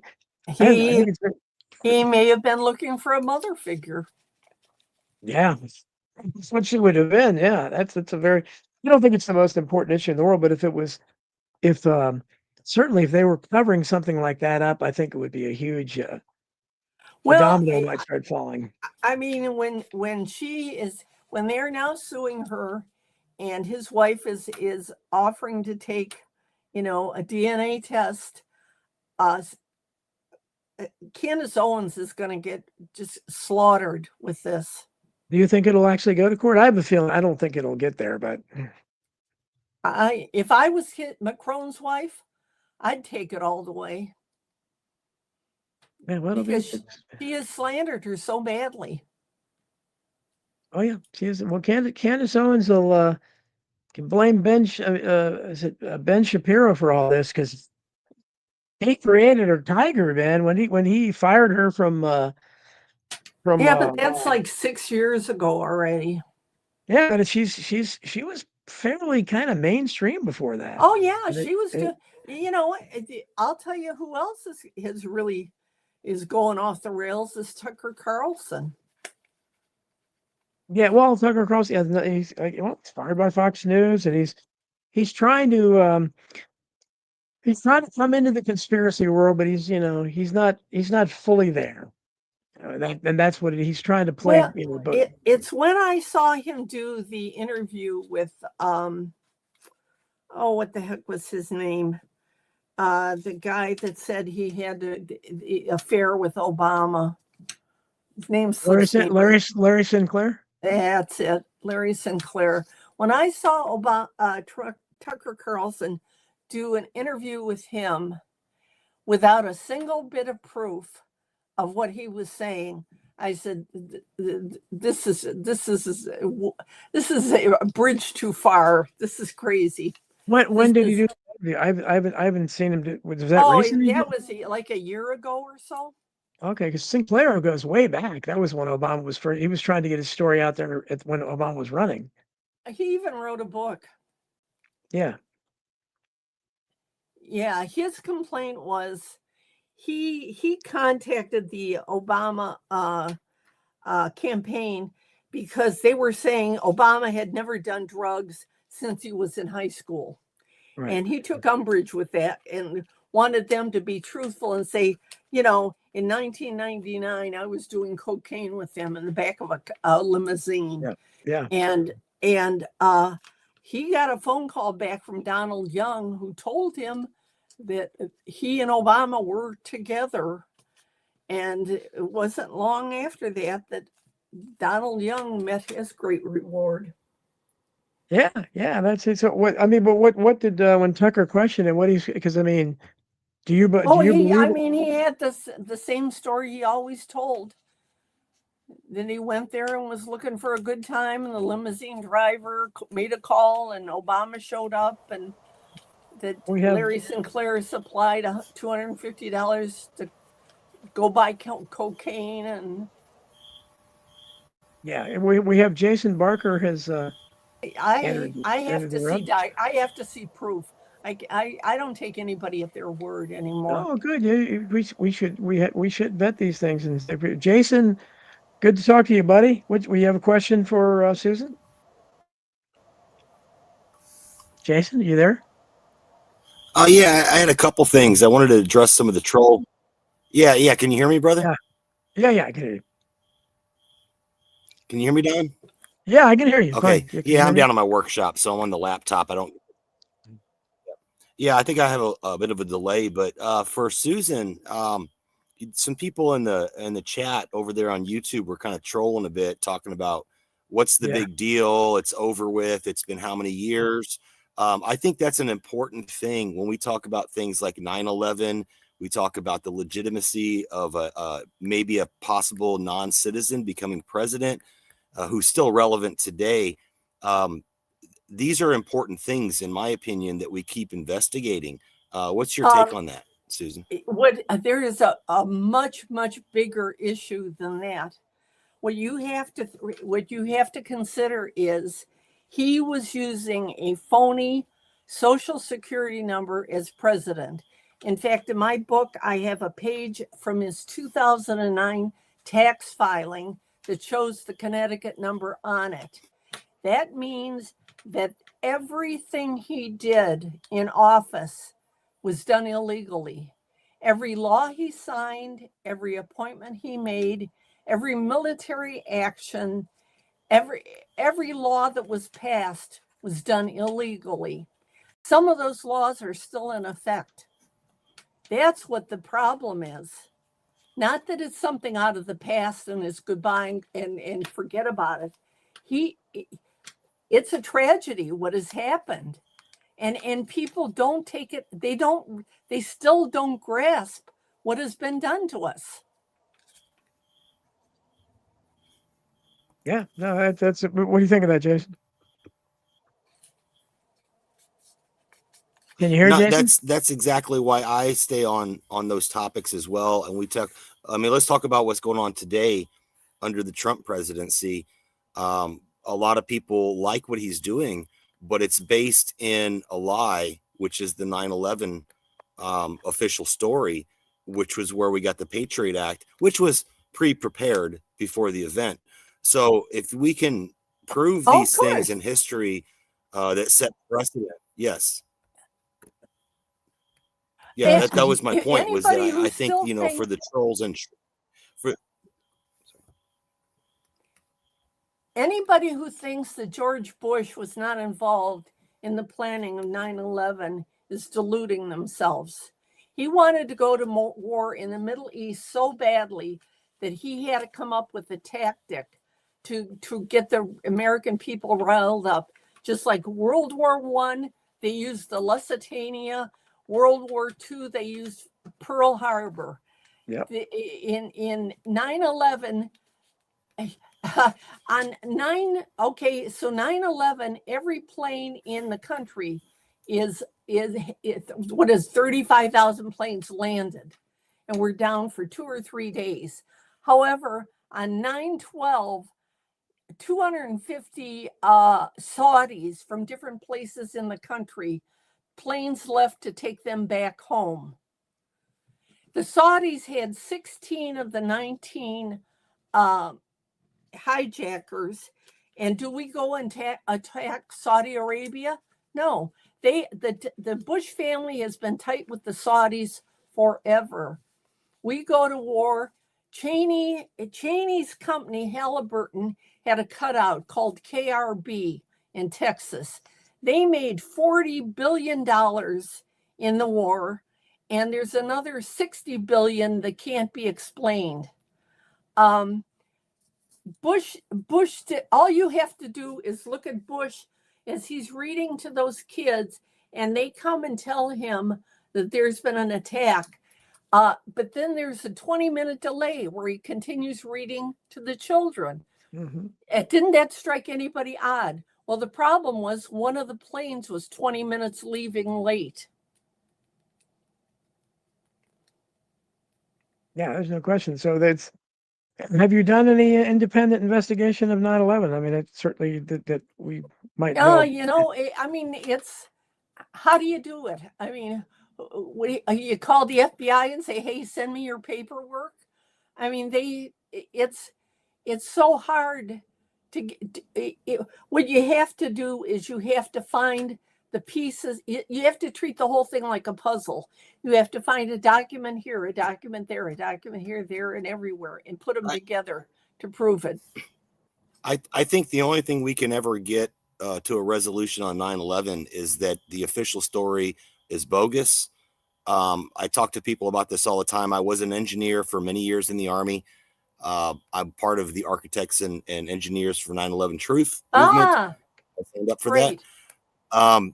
The one hugest piece of information for me was the dust. The dust was spread all over the city. So the buildings, I'll put that in plural, did not fall in their own footprint. They were kind of like exploded out into the entire city, which is still causing people to have mesothelioma and stuff like that today. And that's what your tunnels to towers is for, to help those people out. But there is hardcore microscopic evidence of vitrification, which means thermite was used. It's hands down irrefutable. It only occurs in two things. It's either thermite or a volcanic eruption. And we have the doggone evidence, right? Because they couldn't get rid of all of it. So what I can say for a fact is that the two planes did not bring down 3 towers. I can tell you that for a fact. So the most we can get out of 9/11, what evidence we do have, because Rudy Giuliani cleaned up all that evidence in record time. You never do that. You tape it off and it's a crime scene, right? Yep. You don't let nobody in there. They did the exact opposite and cleaned it up right away and sold that scrap metal to China. And it's probably in your Tesla now, if you want to be honest with it. But no, Yeah. But anyway, the thing that I know for certain, and I think it's the only thing we'll ever get from 9/11, is that what they told us was a lie. And you can go back to Operation Northwoods, which me and Chris Graves did an extensive report on. We read the unredacted document for the entire document and went through the plan, which then later Kennedy was killed after. So you can, put two and two together there if you want. But what I know is our government lies to us. And I wanted to jump in tonight because the trolls are like, why are you still bothering with us? Why are you still talking about this? It's old news. Well, it's important news because it sets precedent. And we have Not things. old news. Yeah, it's not old news. It sets precedent. It sets precedent. Right now, we see the martial law across multiple cities where they have heavy gun control. People who were born in this country are getting taken away to countries they don't even speak the language. I know. Because of things that were set up back from 9/11 through the Patriot Act, which is a lie. Right. It was the worst thing that they could have done to this country was the Patriot Act. One of the first things that alerted me to the fact that it was probably a setup was that if these terrorists really wanted to cause havoc on this country, they would have waited and taken a plane an hour later, because 1 hour later, instead of 3,000 people in those buildings, there would have been 50,000. But apparently 3,000 was acceptable. Susan, what's interesting about that is I know a lot of people that worked in and around that area and in the Pentagon, where the Pentagon was hit. I personally knew a guy that I served with in Okinawa in the Army, and he was supposed to be there that morning, and he wasn't. There are so many, like thousands of stories of people that were told, don't come to work today. I have in my book a quotation from somebody else's book and he says that people were informed on 9/10 not to cancel their trips to New York, and these were all people in Washington that were going to go to New York, and they all canceled their trips. Mayor Willie Brown said that Condoleezza Rice warned him not to fly. I think John Ashcroft was told not to fly too. So people knew. They were told. Well, and you got to think about this too. The only confirmation that we have that there was an actual hijacking, and I'm not trying to get too conspiratorial here. I'm just trying to show that the official narrative is a lie. But the only confirmation we have is a cell phone call from an airplane. On an airplane, you can't make a cell phone call. But some dude called his wife or something like that. Absolutely impossible. You're moving past the towers too quickly for it to latch on. Well, they did have the phones on the plane too. You do know that that's true. And yeah, I considered the satellite phones that are available on the planes, but this was supposedly a phone call from this guy's personal cell phone, which should be in airplane mode, right? But absolutely impossible. And the nature of the calls too. You're probably talking about Todd Beamer, maybe, the Let's Roll, where so he's the one that introduced he tells his mother, hi, this is Todd. But he tells his entire name like his mother would know what his name was. And then goes on. And then there's the other guy that called and wanted to get through to his wife, and they couldn't get through to him. So he just talks for like a half an hour to the phone operator. And the phone operator says, I can get through to her now. Do you want to? He goes, no, I'll just talk to you. This is what we're supposed to believe. These are the stories they tell us. Well, what about Rumsfeld announcing on 9/10 that there's $3.2 trillion missing from the military, and we never hear that ever again after 9/11. Right. Excellent. There's so many questions. Now, Jason Burmis, which I'm not a regular watcher of Jason Burmis, but he did a really good documentary called Loose Change: The Final Cut, and it actually covers all of the financials. And I'm telling you, you, Susan, as an investigator, know you follow the money trail, and you're going to get to the answers. And that's what he did in that. And it was a really, really good documentary, probably his best work ever. I've watched it 2 or 3 times, and it's spot on. He made that with Dylan Avery. Dylan was, I'm friends with Dylan Avery's mother, but he never gets back to me anymore. But he was on my show a long time ago. I haven't been able to get him back, but they made it together. Jason I've been on his show, and I met Jason, and I was just at the Turning the Tide conference, which took place the day after Charlie Kirk was shot. So Tucker Carlson was supposed to be there, and I wanted to meet him, but he naturally was afraid, and he canceled all his public appearances. And everybody was kind of scared, because it happened before, and everyone was kind of looking around, and wondering if shots would be fired. But Richard Gage, who you may know of, he was the guy who founded Architects and Engineers for 9/11 Truth before he left the group. But he's the one that gave and he had people like Kurt Weldon, the former member of Congress, Dennis Kucinich, one of my heroes, who I got to meet. But Jason Burmis was the MC there, so it was nice talking to him. But yeah, there's people know obviously that for private investigators. Dylan Avery hired a private investigator. I thought of you to follow. Barry Jennings was one of the big Building 7 witnesses who talked about hearing explosions in Building 7. He appeared in the original cut of Loose Change. I don't know if he's in the one now, but he insisted that he got scared, and he insisted that he be cut from the film. And Dylan didn't want to. And anyway, he died mysteriously, shockingly, and anyway, his family disappeared. So Dylan Avery hired a private investigator to go look for them, and wasn't long after that, the private investigator contacted him and said, "Don't contact me ever again." That was it. So, have you ever told a client that before, Susan? Pardon me? I'm sorry? Have you ever told a client that? Don't contact me ever again when you got an especially spooky case? No. Hey, Don, before I jump I can guess here, because I know I can guess that the investigator Yeah. was concerned about the family, and but no, I've never said that to anybody. No, I just said, what'd you say, Jason? Jason, before I jump out of here, Don, I know I have a delay here. I'm sorry, brother. I'm on my laptop down in the garage. But Okay. The last question I had for Susan was I did some deep diving following the money type stuff with Obama. And remember the paddleboarder that was his chef?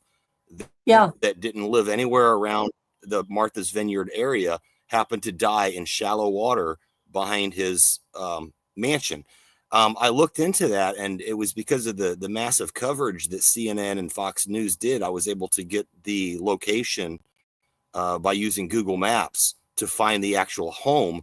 I looked up the Zillow report on it, which is interesting, and you'll see that before Obama bought that house, it was valued well above the homes around it, and it dropped significantly in value, and he snatched it up, which is a savings on annual property tax and whatnot. I think this is why these things are important to follow the money, because we're seeing the motivation. I do have all that information, Jason. And he would not have bought it. He doesn't buy anything. He does not own that house in Hawaii. His business partner does. He bought it in 2015, and Obama tried to pretend he bought it for $19 million in 2019. He did not. He does not own, and his name's not even on the title.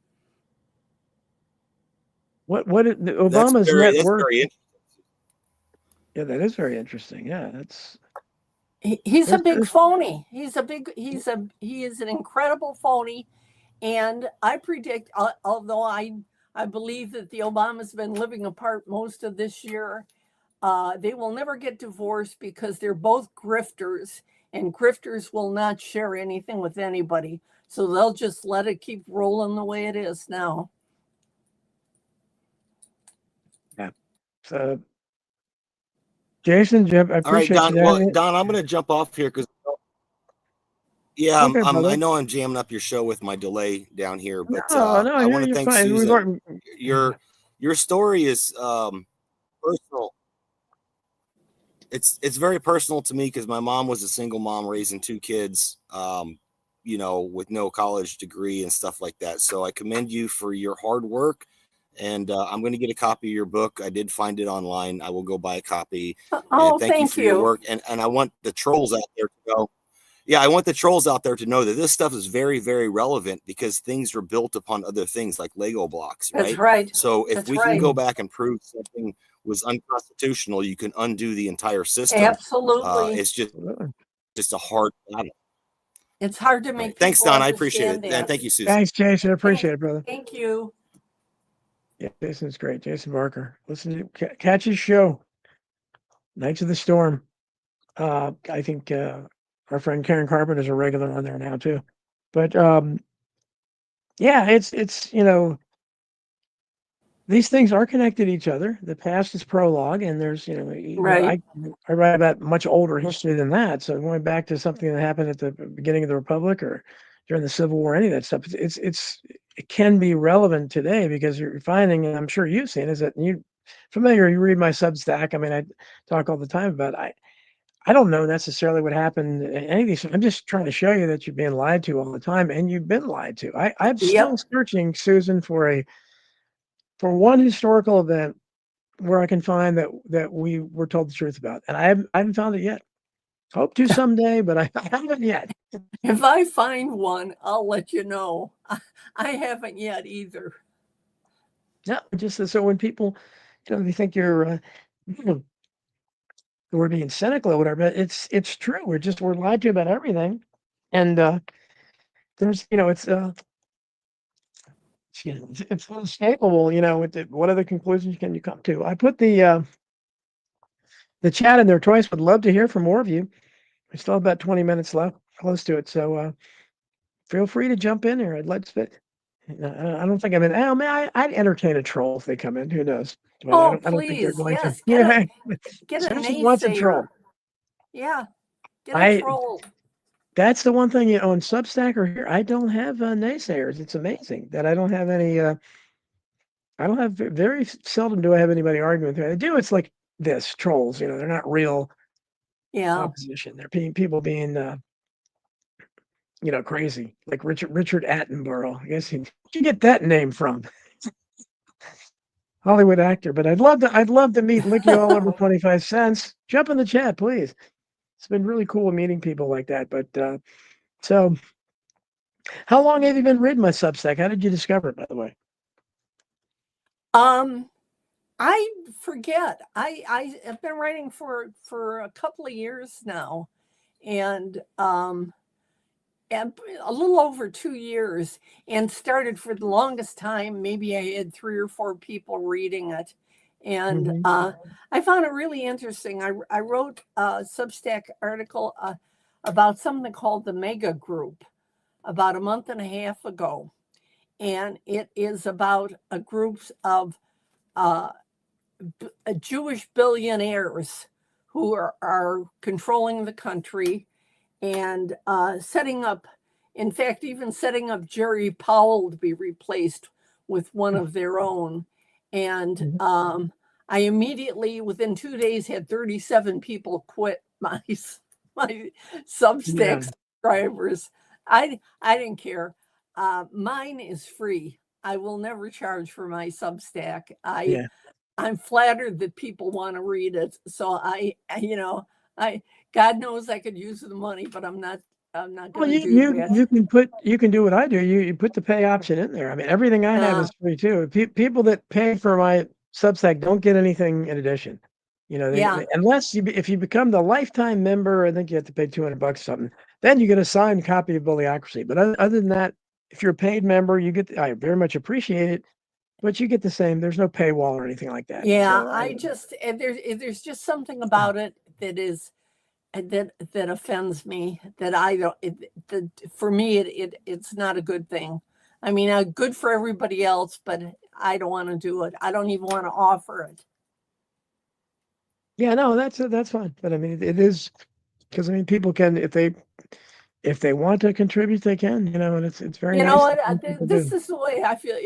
If people want to contribute to me, they can easily find me and send me a check if they really wanted to find me. You're old school, huh?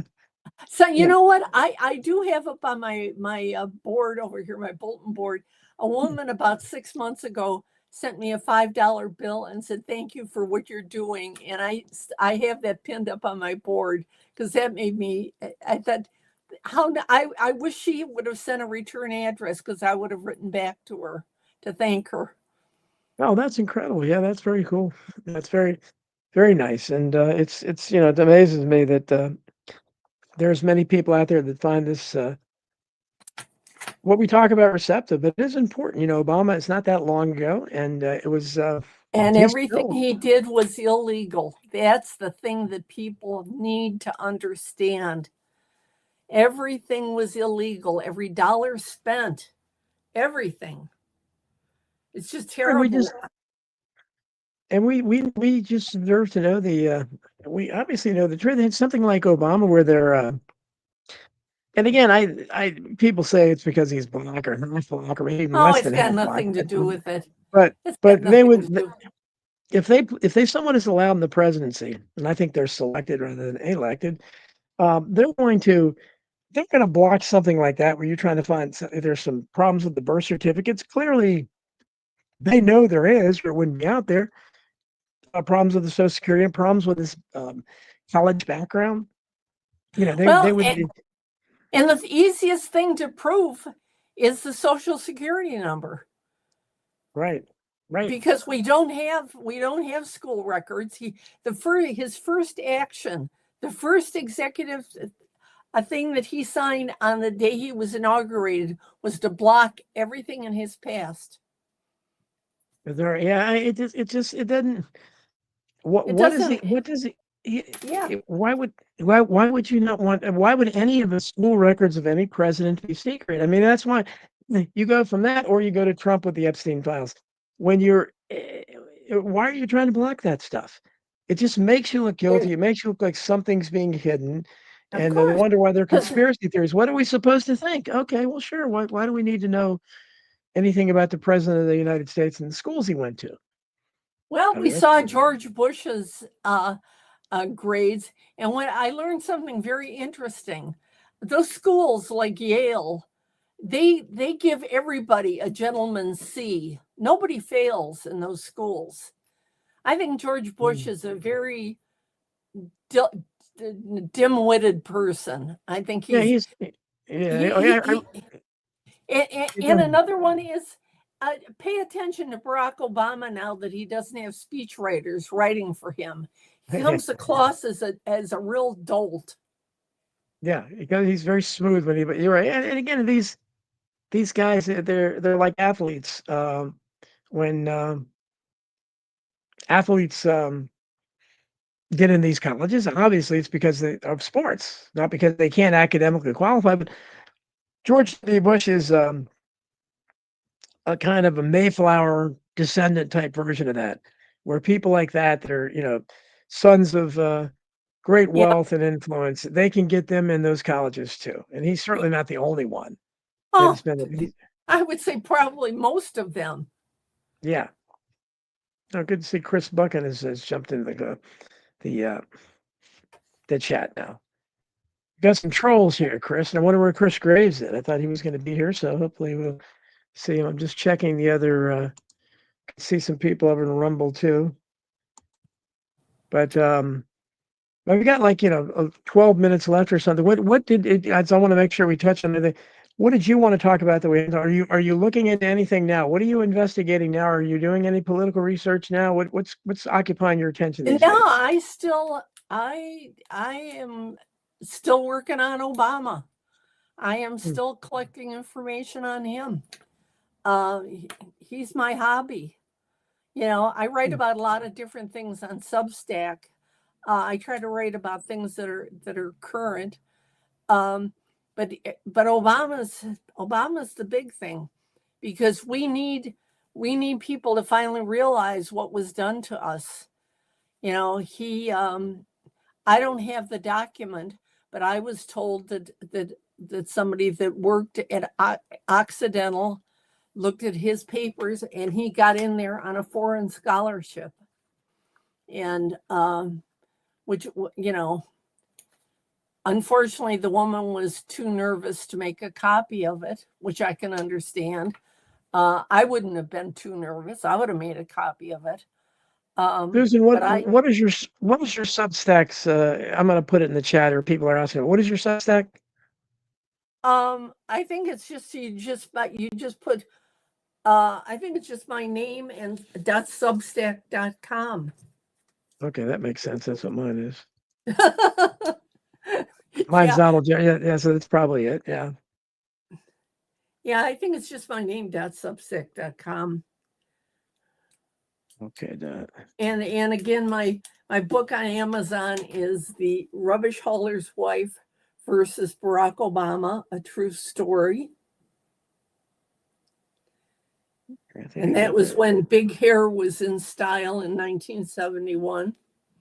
Yeah, boy, I should have realized that was a that hairstyle would have gone back then. But for some reason, I'm thinking, I don't know. That's you put a picture on when you're because when was the book published? This was 2.5 years ago in May of 2023. Oh. Okay. And you said Jack Cashel designed the cover? No, Joel Gilbert. Joel Gilbert did that's that's incredible. Yeah. But actually, Jack did write the preface. Okay, cool. Very cool. I'm very fortunate. I've made some really good contacts over the years. I've made some really good friends. You have. I mean, that's amazing. There's a lot of them I've had on my show. Like I said, Jack's TWA book. That's when I first started with him, and it was great. Essential reading. And then I had him on with. He wrote about white flight that a couple of years ago I thought was really interesting. Untenable. Untenable was the name of it. Yeah, we had a nice conversation about that, and then I had him on about the Ashley Babbitt's book, and then I had Ashley Babbitt's mom, Mickey, with this. I've had her on my show a couple times, and I had a lot of the January 6 people on, but still trying to. I haven't been able to get her since they had the pardons. But let's see if we have anything else in the chat here. Well, those numbers are just ridiculous. I don't know, Susan. You came in. They did some crazy updates in StreamYard. You've got 2 screens, numbers fluctuating all over the case. A bunch of. It's probably just one troll with a bunch of different names. I usually don't get that though. That's flooding the chat room. So interesting stuff. It must be the subject matter. So did you ever make it? I mean, you probably couldn't do it, but you maybe think of trying to approach the Obama's daughters or try to contact them or something? No. No. I have toyed with the idea, and I don't think I'm going to do it, but I have one of the chapters in my book is all actual investigations I did to demonstrate to people how you go about to do an investigation. And I had toyed with the idea. Now I've done this work for 32 years. I toyed with the idea of writing a book of nothing but investigations. And then I remember how hard it was to format the book for Amazon and talk myself back out of it. Well, it's too bad you don't have any contacts in Hollywood. Well, Joe Gilbert maybe, but your story I think would make a compelling film or something. Movie. I mean, just the even without the performance, you couldn't. And I think they would go for it with the single mother, widowed at age 30 when your husband was murdered. Probably mom involvement there. So tell a little bit more about that. After that happened, he was 7 kids, so you probably couldn't do much. Did you try to? Well, it's all right. I'm going to make it even more interesting for you. When my husband had an ex-wife with 2 children, we had 7 children, and and this all came out after he died, and it added to the misery of him dying. It was the humiliation on top of the misery. He had a girlfriend who, while I was having my 7 children, she had 5. So he had 5 kids with her? Yeah. So one of the big headlines in the Cleveland Plain Dealer is Rubbish Hauler leaves 3 wives, 14 children. And none of my children, none of my friends knew, none of my family knew about the girlfriend because I was Oh, so angry and so oh, humiliated by the whole thing that I oh. never said anything. So everybody found out on the 6 o'clock news.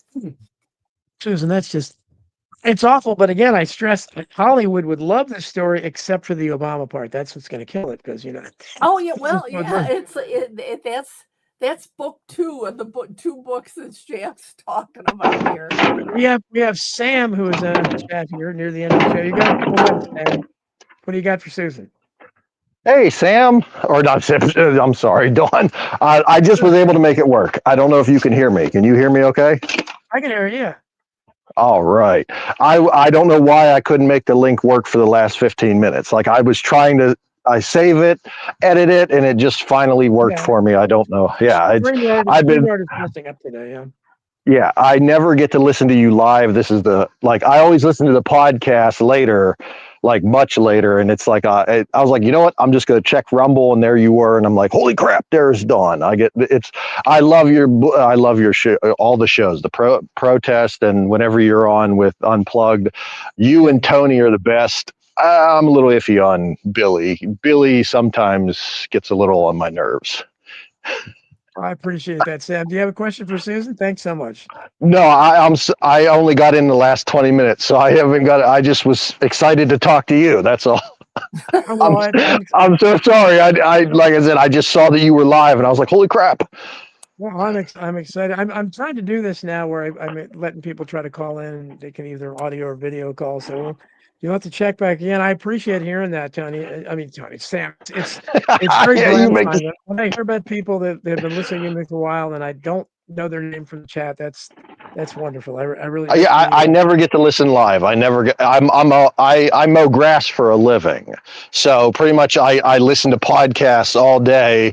And my two favorite ones are when I get to listen to you either on America Unplugged or your own show. And my favorite, I'm sorry, Dawn, is David Knight. He's my absolute favorite. Well, that's it. I don't mind being second place to David, and I'm glad he's back on the air. Oh my God, I'm so happy. I'm so happy that he taught like everything's working for him. He's like, I mean, Travis is good. I like Travis, but when David talks, you just want to listen to him all the time. Just like when you talk, I just want to listen all the time because your points are always like amazing. And it's, yeah, like I said, I'm sorry to Susan. I honestly, like I said, I literally got here the last like 10 minutes, maybe 15 now. Well, I appreciate it, Sam. You have to call back, okay? I appreciate it. Thanks. Yeah. Is it always on Friday? No, always Friday, 5 to 7 p.m. Eastern. Yep. Okay, I'm gonna do my best to get on next week. Thank you, brother. Appreciate it. All right. Bye. Take care, man. Bye. Sorry about that, Susan. I was expecting a phone call. It's nice getting that call, but so we're but again, this is it just this is such a human. There's so many elements here working together with your story. I mean, just the fact what you went through, and then make it even more amazing that you obviously felt a sense of betrayal after that. I mean, gosh, that's. But did they arrest did they convict anybody for killing your? Was just a mob thing? Oh no, he Danny Green, who well-known gangster in Cleveland, pleaded self-defense. He said that my husband had come looking for him, and he was out running, and that my husband was a passenger in a car and fired a gun at him, and he returned fire and killed him. None of it made sense. He did go to trial. They appointed the newest prosecutor to handle the case. And then the judge had a directed verdict to throw it out because he said the prosecutor had not proven his case. And 15 years later, I learned that all those years that Danny Green was an FBI informant. So there was nothing going to happen to him. But that did not make life easy for me. It certainly doesn't. You're amazing. It's an inspirational story because you were able just losing your husband in any way at age 30 and 7 kids to support, let alone the other stuff. You find out he had his whole other life and 5 more kids, and That's got to mess with your mind. And the fact he was murdered in a mob hit. I mean, this is amazing stuff, Susan. It really is. And all at one time that you were able to raise your kids normally, kept them all out of jail, amazingly enough, which is under those circumstances, it's incredible. Jack Cashel asked me one time if I ever thought of running away, and I looked at him and I said, I didn't know that was an option. Well, I mean, you I don't know that people could blame you. That's just incredible. And you didn't have help from your family. And you know what? I take great pride when I see all these arrogant people on TV bragging about who they are and what they've done. And I know that there's not one of them that could have taken my position with 7 little kids from 10 to 14 months with no money and get them raised. And with the help of God, I did. No, I certainly would certainly second that. I mean, that's just amazing accomplishment. And we're just about out of time. Give your links again, say the name of your book again, and anything else you want to close with. For anybody who has read Hillbilly Elegy and thinks it's a better book than this one, they're wrong. He was surrounded by people that loved him. And although he had a hard time, he had a lot of help and a lot of support. And I had none of that. And his book's a bestseller. And I'm just thumping along on Amazon, selling them one at a time. Well, God bless you. You're incredible. And again, the name of your book again is The Rubbish Hauler's Wife versus Barack Obama, A True Story. Wonderful. And your Substack is susandaniels.substack.com. So follow her, check out her book. Just an incredible, inspirational story, Susan. I just, you're wonderful. You have great attitude. Thank you. Thank you. I'm in awe of you, and I appreciate you reading me, and I'm glad I got to meet you through the comments, and I'm glad you came on my show. So I really appreciate it. Oh, I appreciate that you wanted me. Thank you very much. It's been my pleasure. Well, that's wonderful. Thanks so much. And just keep contact, please. And thanks everybody for listening to I Protest. We'll talk to you next week, same time.